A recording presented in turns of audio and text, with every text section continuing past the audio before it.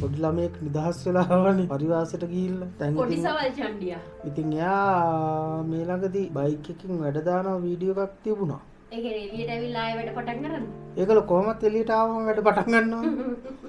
සල්ලි තියෙන මිනිස්සුන්ට ඉතින් ඕක ගාණක් නැතුව ඇති නේද? සල්ලි තියෙන කට්ටියගෙත් හොඳට ළමයි හැදුන කට්ටිය ඉන්නව නේද? සල්ලි බලය වෙන්නත් පුළුවන්. ඒ වුණාට අනේ මන්දනේ. අනේ මන්දනේ. අපිට හිතෙන විදියට මේගොල්ලෝ හරි උද්දච්ච පිරිසක්.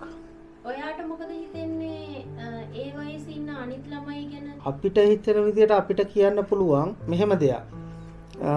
දෙමව්පියෝ ළමයි හදද්දි කාර්යබහුල නැහැ. ළමයි මේ ලෝකෙට බිහි වුණාට පස්සේ හරිම කාර්යබහුලයි. එතකොට ළමයා ගැන හිතන්නේ, හිතෙන්නේ, හොයන්නේ නේද? ඉතින් එහෙම වෙන්න එපා. අනිවාර්යෙන් ඔයගොල්ලෝ කාර්යබහුල නොවි හැදුව ළමයාව ඒ ළමයි ගැන ගොඩක් අවධානයෙන් ඉන්න. ඒ අවධානයෙන් හිටියොත් තමයි ඒ ළමයා යන මාර්ගයේ හොඳ නරක ඔයාලටත් තේරුම් ගන්න පුළුවන් වෙන්නේ. මං හරිනේ? ඒ ළමයා වැරදි මාර්ගේ ගියාට පස්සේ තමයි අපේ කට්ටිය පොලිසියට, රජයට, ඉන්න වටපිටාවේ ඉන්න මිනිස්සුන්ට, ඒ ළමයා ආශ්‍රය කරපු ළමයින්ට බනින්නේ.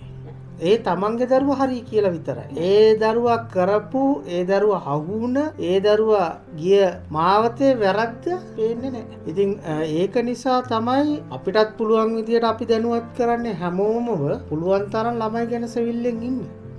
සෙවිල්ලෙන් ඉන්න.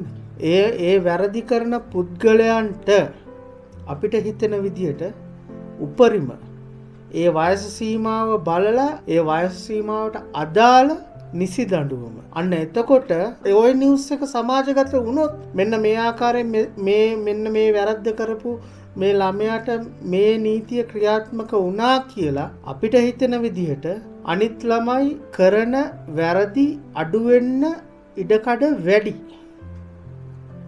මං හරිද?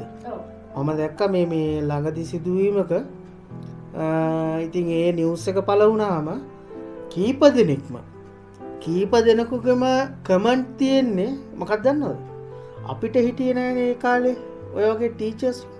ඉතින් එන්නේ ඒ වගේ සමාජයකට දැන් එනවා. ඉතින් ඒක අපි කොහොමද හදන්නේ? ඒක තමයි අපි කතා කරන්න ඕන.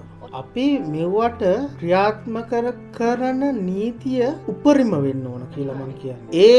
ඒ වැරද්ද කරපු පුද්ගලයාට දෙන දඬුවම අනිත් කෙනාට දැනෙන්න ඒ වැරද්ද නොකරන්න දෙන්න ඕන. ඒක තමයි වෙන්න ඕන. මොකද එහෙම නොවුනොත් මේක දිගින් දිගටම මේක සිද්ධ වෙනවා විතරයි.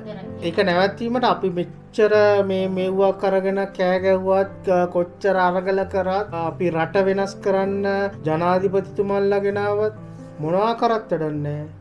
මේ දේ දිගටම යනවා. මේ සමාජයේ ඉන්න අම්මලා තාත්තලා, ගුරුවරු, විදුහල්පතිවරුන් විශේෂ රාජකාරියක් තියෙන කරන්න ඒ වෙනුවෙන්. ඉතින් ඒක කරන්න ඕන. ඒක ඉක්මනටම වෙන්න ඕන දේවල් ඒවා. ඔය නැත්තම් මේ අපි දකින නිවුස් අනුව මේ ළමයි යන්නෙම වැරදි පාරවල් වල. ඒව බලලා අපිට කලකිරෙනවා. මේ ලංකාව ඇතුලේ හොඳ දෙයක් මිසක් නරක දෙයක් වෙන්න ඉඩ හරින්න එපා. විශේෂයෙන් පොඩි ළමයාගේ ඉඳන් ලොකු ළමයා වෙනකම්ම ඒක හැමෝගෙම වගකීමක්. අපි ආරක්ෂා කරගමු අපේ ළමයින්.